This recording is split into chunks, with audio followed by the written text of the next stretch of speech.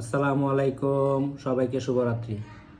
আজকে রাতের খানাতে আছে সবজি, শুধু সাদা একটা সবজি, সিম্পলি একটা সবজি। দেখেন এখানে আছে চিচিঙ্গা, তারপর বেবিকর্ন, বরবটি, ফুলকপি, ডিম, গাজর, চাইনিজ পাতা, ক্যাপসিকাম, সব মিলাইয়া একটা সবজি পাকাইছি আজকে। ঠিক আছে, আজকে রাতের খানা শুধু এটাই।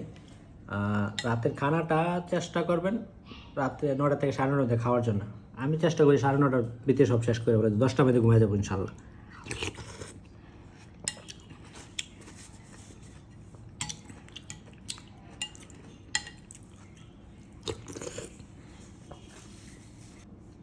শরীরটা অনেক পাতলা থাকে।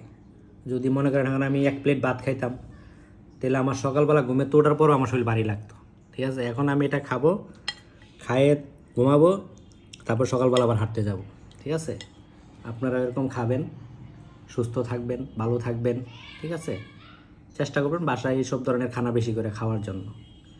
এইসব ধরনের খানা খাইলে সব দিক দিয়ে আপনার সুস্থ থাকবেন, শরীর ভালো থাকবে, তারপরে ওয়েট বাড়বে না, সব দিক দিয়ে, মোটামুটি সব দিক দিয়ে। কিন্তু এবং সকালবেলা হাঁটতেও হবে আপনাদের, না হাঁটলে হবে না, সকালবেলা হাঁটতে হবে।